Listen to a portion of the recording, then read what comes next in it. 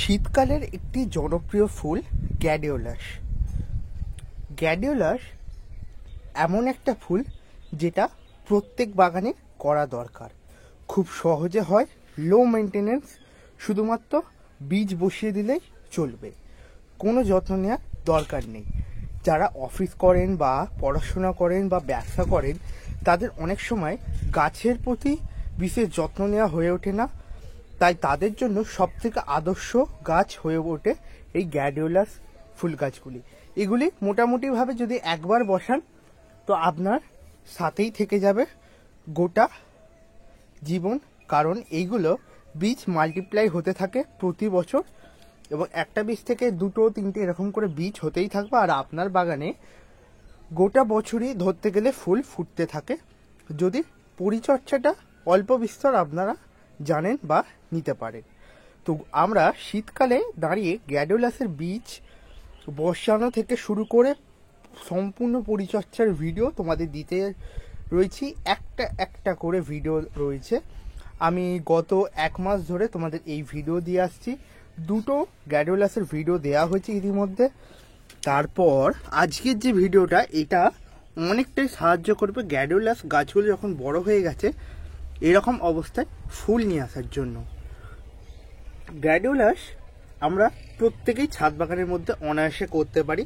10 ইঞ্চি প্লাস্টিকের পট নিয়েছি, মাটির টবেও করতে পারেন, প্লাস্টিকের টবেও করতে পারেন, আবার এইরকম গ্রো ব্যাগগুলিতেও গাছ করতে পারেন। গ্ল্যাডিওলাস গাছ সবসময় মাথায় রাখবেন একটু ঝুরঝুরে বেলে দোআঁশ টাইপের মাটি পছন্দ করে। তো এবার বলবে দাদা বেলে দোআঁশ মাটি বানাবো কি করে? সব গাছের জন্য আদর্শ মাটি বেলে দোআঁশ মাটি। গ্ল্যাডিওলাসের মাটি বানাতে গেলে আমাদের কম্পোস্ট নিতে হবে 50%, 30% থাকবে নর্মাল বাগানের পুরনো মাটি, তার সাথে আমরা নিয়ে নেব 20% পরিমাণ কোকোপিট বা বালি, মোটা লাল দানার বালি, সম পরিমাণে মিশিয়ে হাফ চামচ সুপার ফসফেট প্রতি 10 ইঞ্চি টবের জন্য আমরা ইউজ করব। এবার অনেকের প্রশ্ন, অনেক তো ভিডিও দেখেছি দাদা মাটি তৈরির ভিডিও, সেখানে বলে হাড় গুঁড়ো, শিংকুচি, নিমখোল, এপসম সল্ট, জিয়ার দানা, মানে এটা ওটা সেটা, মানে নানান রকম বলে যায়, কিন্তু এত কিছু কি গাছের পক্ষে সত্যিই শুভ হয় যদি আমরা প্রথমতই নতুন গাছ বসাই বা নতুন বাগানি? একদমই নয়। এক্সপার্ট বাগানিদের কথা শুনে যারা নতুনভাবে বাগান করছো সম্পূর্ণটা ভুল, কারণ এক্সপার্ট বাগানিদের কৌশলটাই আলাদা। আপনারা ধরুন গাছের পাতা হলুদ হচ্ছে, হালকা হলুদ হচ্ছে, দেখলেন পরের দিনের মধ্যে গাছটা পুরো মারা যাবে, এরকমও হয়েছে। কিন্তু যারা এক্সপার্ট বাগানি তারা ওই হালকা হলুদ ফ্যাকাসে ভাব থেকেই গাছের ট্রিটমেন্ট স্টার্ট করে দেয়। আর আমরা যারা নতুন বাগানি শিখছো, যারা নতুন বাগান শিখছো, তারা গাছ মরে যাওয়ার আগে, মানে মরে গেছে এমন অবস্থায় ট্রিটমেন্ট শুরু করো। তো সেক্ষেত্রে হয়টা হচ্ছে গাছটা আমরা বাঁচাতে পারি না। সেই জন্য মাটি প্লেন একদম সিম্পল মাটি দিয়ে গাছ বসাবে, আর গাছ বসানোর আগে বীজ পারচেস করতে হবে। গ্ল্যাডিওলাসের বাল্ব 10 টাকা, 15 টাকা, 5 টাকাতেও পাওয়া যায়। একটু ভালো সাইজের বড় একটু মোটা দেখে বাল্ব নেবেন, তাতে ফুলগুলো তাড়াতাড়ি আসার চান্সেস থাকে। এবং গ্ল্যাডিওলাসের বাল্ব বসানোর সময় দেখবেন গাছগুলো থেকে স্প্রাউটিং বেরিয়েছে কিনা। এখন শীতকালে অনেকেই দেখবেন স্প্রাউটিং ব্যাপারটা অনেকেই বুঝতে পারবেন না, তাই বলে দিচ্ছি। দেখবেন পেঁয়াজের বা আলু থেকে কন্দ বেরোচ্ছে, মানে ছোট ছোট গাছ মতো বেরিয়ে আসছে। ওরকম যদি গ্ল্যাডিওলাসের বাল্বগুলিতে বেরোয় সেই বাল্বগুলি কিনবেন এবং ওইগুলি থেকেই খুব দ্রুততার সাথে আপনারা গাছ রেডি করে নিতে পারবে। 1 মাসের মধ্যেই গাছগুলো এত বড় হয়ে গিয়েছে। খাবার কি দিয়েছি এবার চলে আসো খাবার নিয়ে, যেটার জন্য আজকের ভিডিওটা।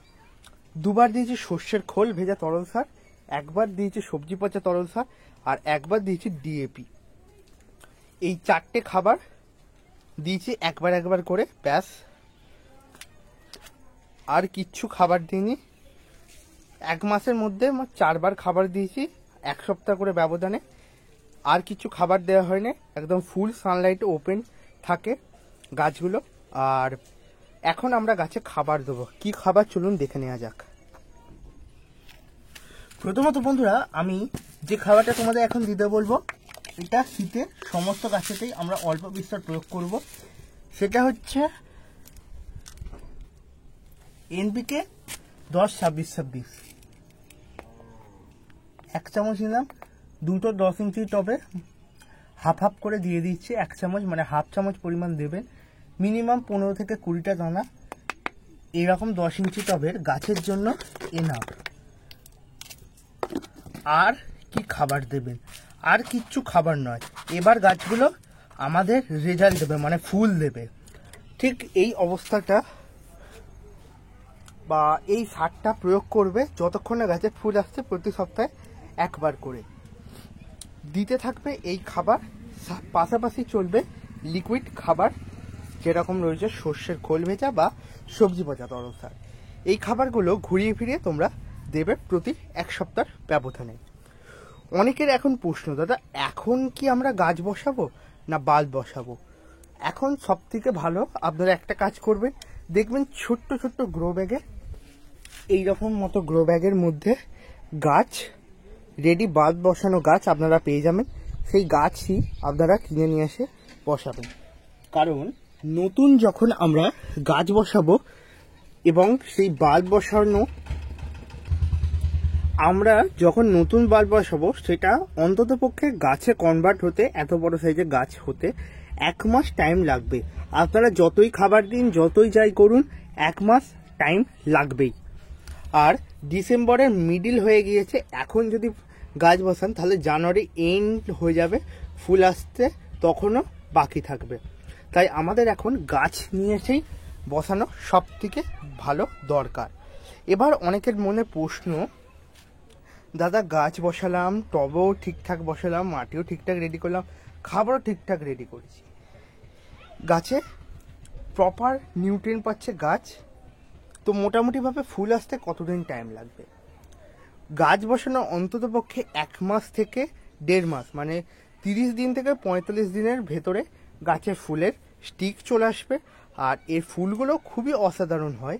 আমরা অনেকেই দেখেছি যে বুকেতে বা ফুলের দোকানে এগুলো থাকে এবং দামও খুব বেশি নেয়, 30 থেকে 40 টাকা এরকম একটা পার পিস পড়ে গ্যাডিওলাসের। আর গ্যাডিওলাস গাছ আপনারা সারা বছর করবেন কি করে, সেটার উপর যদি ভিডিও চান আমাকে কমেন্ট করবেন, আমি নিশ্চয়ই রিপ্লাই দেওয়ার চেষ্টা করব। আর হ্যাঁ বন্ধুরা, ফেসবুক পেজটিকে যারা ফলো করুনি, ফেসবুক পেজটিকে অবশ্যই ফলো করে নেবে। ফেসবুক পেজটির লিঙ্ক আমি ডেসক্রিপশনে দিয়ে দিলাম এবং কমেন্টও পিন রইল। এছাড়াও চ্যানেলের ড্যাশবোর্ডে রয়েছে, তোমরা সেখান থেকেও গিয়ে চেক আউট করে নিতে পারো। তোমরা সেখানে সরাসরি কোনো ফটো বা কোনো তোমাদের সমস্যা থাকলে আমাকে নিঃসন্দেহে মানে বলতে পারো।